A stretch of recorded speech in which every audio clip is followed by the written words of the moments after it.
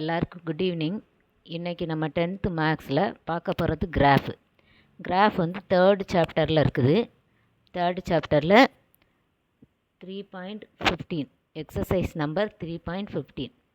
இன்றைக்கி பார்க்க போகிறது ஃபஸ்ட்டு சம் எக்ஸாம்பிள் 3.47. இந்த கொஸ்டினுக்கு கிராஃபில் எல்லா கணக்குக்குமே நம்ம வந்து பேர் வச்சிடணும். அப்போ தான் நமக்கு ஈஸியாக படிச்சுக்க ஞாபகம் வச்சுக்க முடியும். மொத்தமே நமக்கு 10 கிராஃப்ஸ் இருக்குது. 10 கிராஃப்ஸு இந்த வருஷத்துக்கே இருக்குது. என்ன மாடல் அப்படின்னா ஸ்பெஷல் கிராஃப்ஸு. இது என்ன அப்படின்னா டைரக்ட் வேரியேஷன், இன்டைரக்ட் வேரியேஷன், இந்த ரெண்டு வேரியேஷனை மட்டும் பற்றி படிக்கிறது. நமக்கு கிராஃபுக்கு 2 மாடல் இருக்குது. திஸ் ஆர் தட் கொஸ்டின் டைப்புங்கிறதுனால 2 மாடலில் ஒன்று படித்தா போதும் இயர் ஃபுல்லாகவே. ஸோ ஃபர்ஸ்ட்லேருந்தே அந்த இன்னொரு எக்ஸசைஸை வந்து நம்ம ஒமிட் பண்ணிடலாம். இந்த எக்ஸசைஸ் மட்டும் படித்தா போதும். 3.15 exercise special graphs, variation of graphs. 10 graphs இருக்கும். அதில் 5 டைரக்ட் வேரியேஷன், 5 இன்டைரக்ட் வேரியேஷன் இருக்கும். எக்ஸாம்பிளில் 4 இருக்கும், எக்ஸசைஸில் 6. டோட்டலாக 10 சம்ஸ் தான் இந்த இயர் ஃபுல்லாகவே. இந்த 10 சம்ஸ் நல்லா தரோ பண்ணிட்டா 8 மார்க்ஸ் வாங்கிடலாம். இதில் என்ன பியூட்டி அப்படின்னா இந்த 10 சம்ஸ்லேயுமே மைனஸ் ப்ளஸ்ஸு, மல்டிப்ளை அந்த மாதிரி எதுவுமே வராது. ஈஸியாக இருக்கும். நம்ம படத்தை வச்சே போட்டுடலாம் அல்லது அவங்க கொடுத்துருக்கிறத வச்சே போட்டுடலாம். இப்போ இந்த first example 3.47 both Tamil medium English medium 2 பேருமே இதை புரிஞ்சுக்கலாம். தமிழ் மீடியத்தும் இங்கிலீஷ் மீடியம் 2 பொறுத்தவரை மேக்ஸில் வந்து மீடியம் வந்து ப்ராப்ளம் கிடையாது. ஸோ நம்ம வந்து இந்த கணக்கு வந்து வர்சிகா சம் அப்படின்னு பேர் வச்சுக்கணும். வர்சிகா கணக்கு. இங்கிலீஷில் சொல்கிறேன். Draw 6 circles. 6 சர்க்கிள் நம்ம வரைய போகிறோம். வித் டிஃபரண்ட் சைஸஸ், ஒன்று வேறு சைஸில். Draw a graph for the relationship, அந்த 6க்கும் உள்ள ரிலேஷன்ஷிப்பை கிராஃபில் காமிக்கணும். Between the diameter and circumference, டயமீட்டருக்கும் சர்க்கம்ஃபரன்ஸுக்கும் உள்ள ரிலேஷன்ஷிப். சர்க்கம்ஃபரன்ஸ் அப்படின்னா தமிழில் சுற்றளவு, டயமீட்டர் அப்படின்னா விட்டம். வர்சிகா கணக்கு வெவ்வேறு அளவுகளில் வர்சிகா வந்து 6 வட்டத்தை வரைகிறா. அந்த அட்டவணையை வச்சு நம்ம அந்த விட்டத்திற்கும் சுற்றளவிற்கும் உள்ள தொடர்பை வந்து வரைபடத்தில் வரையணும். அதுக்கப்புறம் அந்த கொஸ்டின் எப்படி கேட்டிருக்காங்கன்னா ஃபைண்ட் த சர்க்கம்ஃபரன்ஸ், இதுதான் அதில் கேட்டிருக்கிற question. Find the circumference of a circle when its diameter is 6 centimetre. 6 centimetre diameter இருக்கிறப்ப சர்க்கம்ஃபரன்ஸ் என்ன அப்படின்னு கொஸ்டின் கேட்டிருக்காங்க. ஸோ நம்ம இதை பார்க்க போகிறோம். விட்டம் 6 சென்டிமீட்டராக இருந்தால் அப்போ அந்த வட்டத்தோட சுற்றளவு என்ன, இதுதான் கொஸ்டின். இப்போ இந்த டேப்லர் காலம் வந்து அவங்களே கொடுத்துட்டாங்க. டயமீட்டரும் கொடுத்துட்டாங்க, சர்க்கம்ஃபரன்ஸும் கொடுத்துட்டாங்க, எக்ஸு ஒய் கொடுத்துருக்காங்க, சென்டிமீட்டரில் கொடுத்துருக்காங்க, இப்படி கொடுத்துருக்காங்க. இப்போ டேப்லர் காலத்தில் எது வரை கொடுத்துருக்காங்க அப்படின்னா இது வரை தான் கொடுத்துருக்காங்க. இந்த 5 வரை, 1லேருந்து 5 வரை, 1 2 3 4 5 டயமீட்டர். சர்க்கம்ஃபரன்ஸ் வந்து 1க்கு 3.1 சென்டிமீட்டர், 2க்கு 6.2, 3க்கு 9.3, 4க்கு 12.4, 5க்கு 15.5. பாருங்கள் 3யோட மல்டிபிள்ஸாக இருக்கும். 3 6 9 12 15. இப்போ கொஸ்டினில் நமக்கு 6 டயமீட்டர் இருக்கிறப்ப சர்க்கம்ஃபரன்ஸ் என்னன்னு கேட்டிருக்காங்க. அதனால் நம்ம ஈஸியாக பண்ணணும் அப்படின்னா இந்த டேப்லர் காலத்திலே நம்ம ஒரு எக்ஸ்ட்ரா ஆட் பண்ணிக்கலாம். அவங்க கொடுத்துருக்காங்க 5, நம்ம ஒரு 1 ஆட் பண்ணால் 5க்கு அடுத்து 6 வரும். 15க்கு அடுத்து 3யோட மல்டிபிள்ஸ் 18, 12 15 அப்புறம் 18. பாயிண்ட்டுக்கு அப்புறம் வரிசையாக 1 2 3 4 5 அப்படி தான் இருக்குது. 1 2 3 4 5 தான் இருக்குது. அப்போ இங்கே பாயிண்ட்டு 6, 18.6 வரும். 18.6ன்னு வந்துடும். இப்போ நம்ம சொல்யூஷனில் நான் பாயிண்ட்டாக சொல்லி கொடுக்க போகிறேன். இங்கே மொத்தமே 5 பாயிண்ட் எழுத போகிறோம். ஃபஸ்ட்டு பாயிண்ட் என்ன அப்படின்னா டேபிள். அவங்க கொடுத்தாலும் கொடுக்காட்டிலும் நம்ம டேபிள் எழுதணும். கொடுத்தா பார்த்து எழுதிக்கலாம், கொடுக்கலன்னா நம்மளாக எழுதிக்கலாம். டேபிள் என்ன அப்படின்னா டயமீட்டர், இங்கே சர்க்கம்ஃபரன்ஸு, இது எக்ஸு, இது ஒய், இதுவும் சென்டிமீட்டர், இதுவும் சென்டிமீட்டர். இந்த எக்ஸ் ஒய் கம்பல்சரி போட்டுக்கோங்க.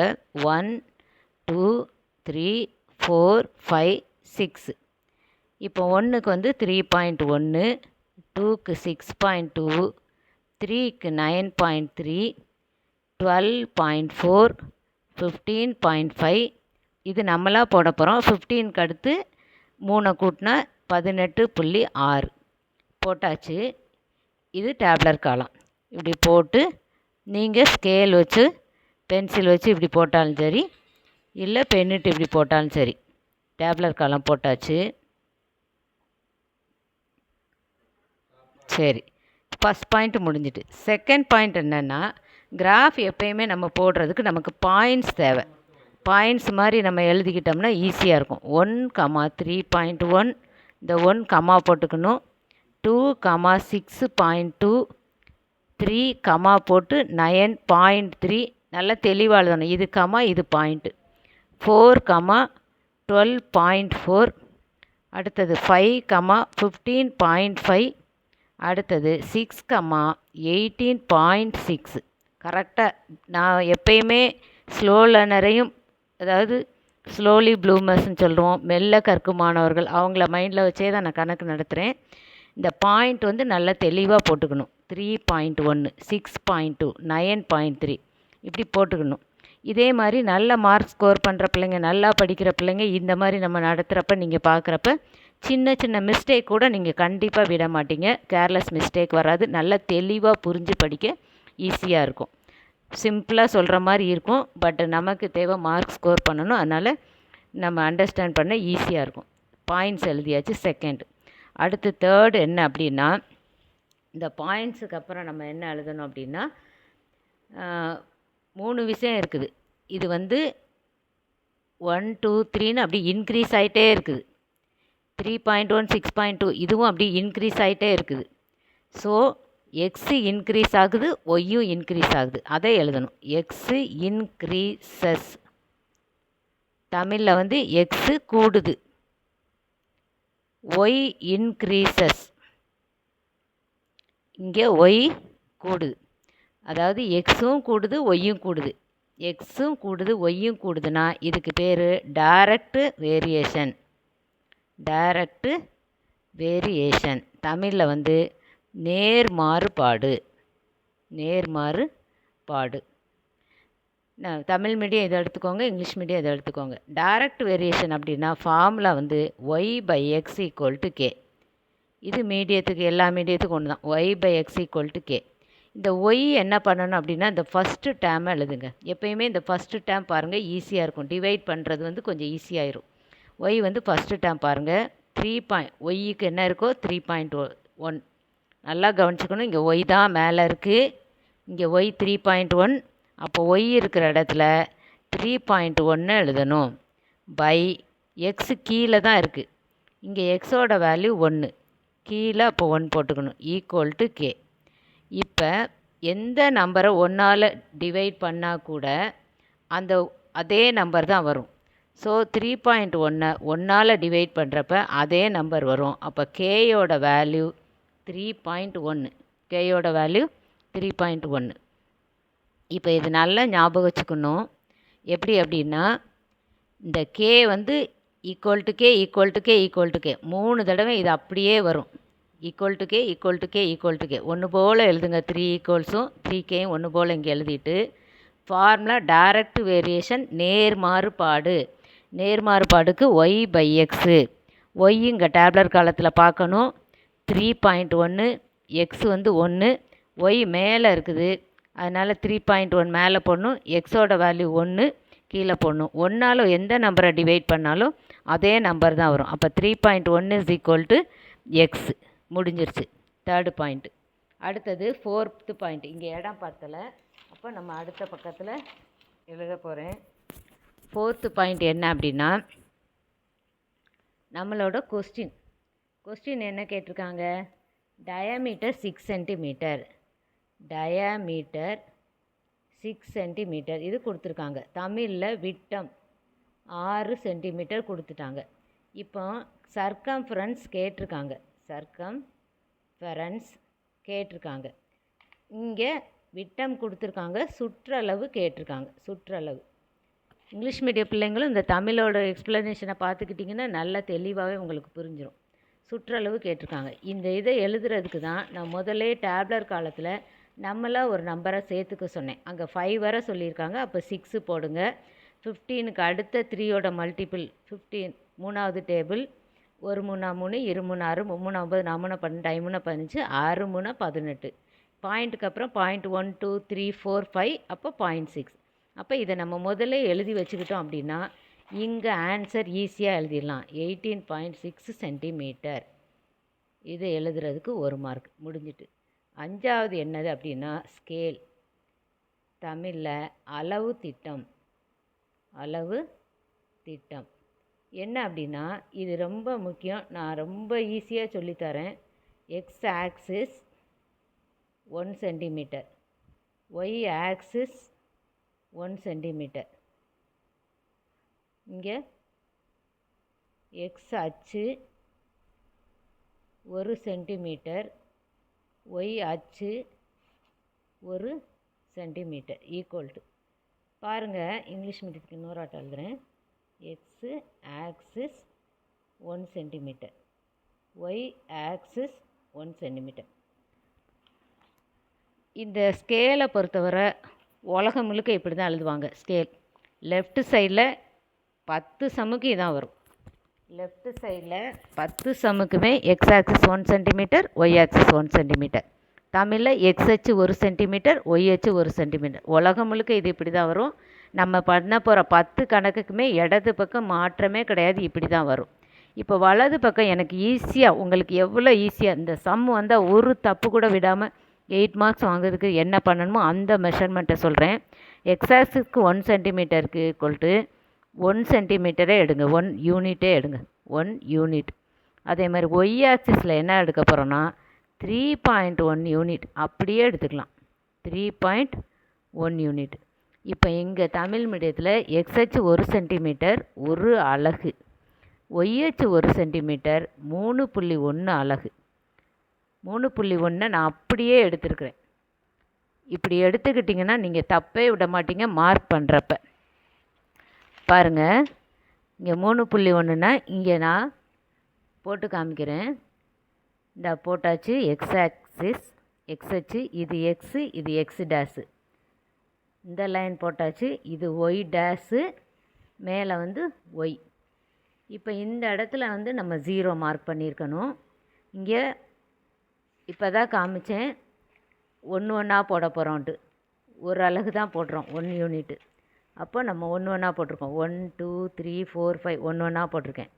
ஸ்கேல் வச்சு நல்லா போட்டுட்டு ஒரு சென்டிமீட்டருக்கு இப்படி மார்க் பண்ணி காமிக்கணும். அதே மாதிரி கிராஃப் வரையும் முன்னால் கண்டிப்பாக பென்சில் வந்து ஷார்ப் பண்ணியிருக்கணும். அப்போ தான் வந்து நம்ம டயக்ராம் படம் வந்து நல்ல தெளிவாக நீட்டாக அழகாக இருக்கும். இந்த ஒவ்வொரு குட்டி கூட நம்ம மார்க் பண்ணி காமிக்கிறதுக்கு ஈஸியாக இருக்கும். பாருங்கள், ஒய் ஆக்சிஸ் இதுதான் வந்து பியூட்டி. இந்த மாதிரி யாருமே உங்களுக்கு சொல்லி தந்திருக்க மாட்டாங்க.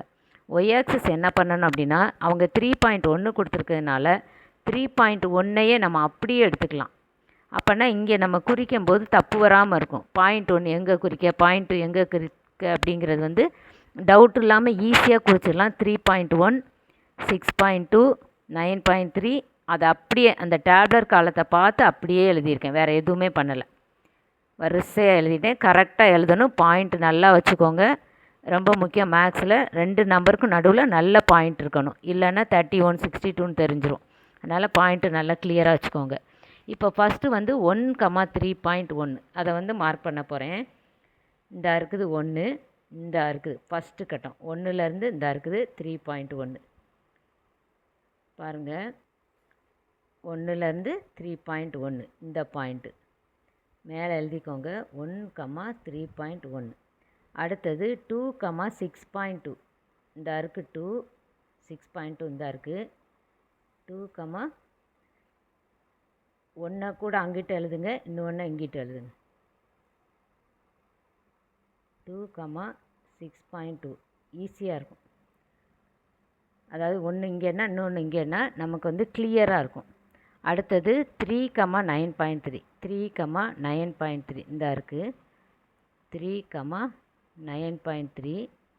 4,12.4 இந்த இருக்குது 4, இந்த இருக்குது 12.4 4,12.4.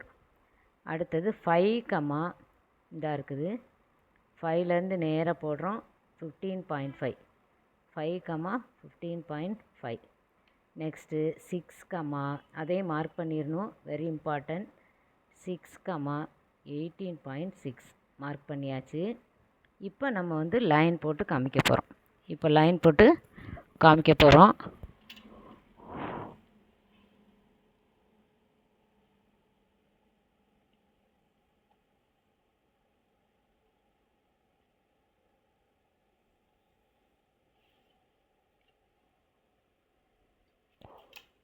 போட்டாச்சு. எப்போயுமே டைரக்ட் வேரியேஷன் நேர் மாறுபாடுனா கோடு வந்து நேராக வந்துடும், ஸ்ட்ரெயிட்டாக வந்துடும்.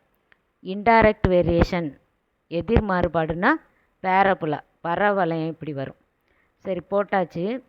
இப்போ வந்து நம்ம ஆன்சர் எதுவோ அதை மார்க் பண்ணி காமிக்கணும். ஆன்சர் எது? டயமீட்டர் 6 இருக்கிறப்ப சர்க்கம்ஃபரன்ஸ் 80.6, விட்டம் 6 இருக்கிறப்ப சுற்றளவு 18.6. அதை வந்து இங்கே பார்க்கணும்.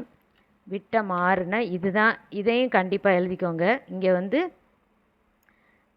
டயாமீட்டர், தமிழில் வந்து விட்டம், இதை எழுதிக்கோங்க. இங்கே டயாமீட்டர் விட்டம். அப்போனா நமக்கு கன்ஃபியூஸ் ஆகாமல் எழுதிடலாம், எது எக்ஸ் ஆக்சிஸ் எது ஒய் ஆக்சிஸ்னு. இங்கிலீஷில் டயாமீட்டர், தமிழில் விட்டம். இங்கே அதே மாதிரி சுற்றளவு, இங்கிலீஷில் சர்க்கம்ஃபரன்ஸ். இப்போ நமக்கு டயமீட்டர் 6 கொடுத்துருக்காங்க, இதான் டயமீட்டர். டயமீட்டர் 6 கொடுத்துருக்காங்க. அப்போ 6ல் வந்து நீங்கள் வரைகிறீங்க. 6ல் கரெக்டாக வச்சு நம்ம வரைகிறப்ப நமக்கு ஆன்சர் தெரியாட்ட கூட இந்த படத்தை வச்சு ஆன்சர் கண்டுபிடிக்கலாம். எப்படின்னு பாருங்கள். நமக்கு என்ன கிவனோ அதில் வந்து வரைகிறப்ப இந்த நம்ம வரைஞ்சிருக்கிற கோடை வந்து டச் பண்ணி நிற்கும், கோடில் போய் முட்டிடும். இந்த கோடு, இந்த வரைகிற இந்த கோடு கோடில் இந்த நம்ம வரைஞ்சிருக்கிற படத்தில் போய் முட்டிடும். முட்டின உடனே நம்ம என்ன செய்யணும் அப்படின்னா, இப்போ ஒரு தெருவில் நம்ம போயிட்டே இருக்கோம், அதுக்கடுத்து தெரு இல்லை, முடியுது, முட்டுது அப்படின்னோடனே நம்ம என்ன செய்வோம்? திரும்புவோம்.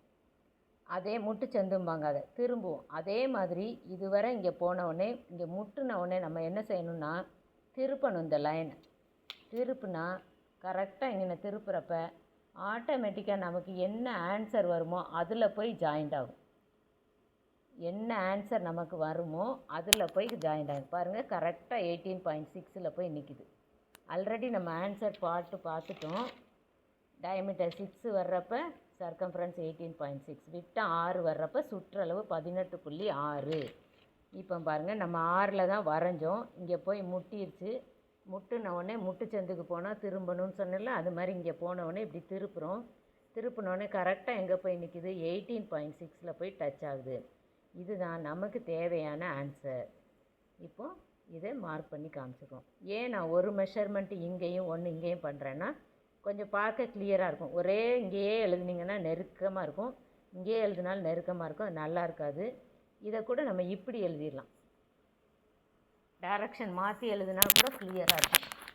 எப்படினாலும் வந்து நம்ம தெளிவாக காமிக்கிறதுக்கு என்ன செய்யணுமோ அந்த மாதிரி வந்து எழுதிக்கலாம். இப்போ இதில் தப்பானதை வந்து அழிச்சிடுவோம். இது ஒரு பாயிண்ட், இது ஒரு பாயிண்ட், இது ஒரு பாயிண்ட், இது ஒரு பாயிண்ட், இது ஒரு, இங்கே 3 எழுதியிருக்கேன், இங்கே 3 எழுதியிருக்கேன். இப்படி எழுதினாலும் சரி, அல்லனா தெளிவாக இப்படி கையை வச்சு 6.18.6 இப்படி எழுதிக்கிட்டாலும் சரி. அவ்வளோதான், முடிஞ்சிட்டு. இதுக்கு தான் வந்து நமக்கு 8 மார்க்ஸு. இந்த கணக்கு பேர், இந்த சம் பேர் வர்சிகா சம், வர்சிகா கணக்கு. நாளைக்கு அடுத்த கிராஃப் பார்ப்போம். முடிஞ்ச வரை அந்த மிட் டேர்முக்குள்ளே நான் 2 டைரக்டும் 2 இன்டைரக்ட் சம்மும் சொல்லி தந்துடுறேன். இது இந்த மெஷர்மெண்ட்டு தான் ரொம்ப முக்கியம். இதை பார்த்துக்கிட்டிங்கன்னா இந்த சம் வந்தால் நீங்கள் வந்து 8 மார்க்ஸ் வந்து ஈஸியாக வாங்கிடலாம். God bless you. Thank you all.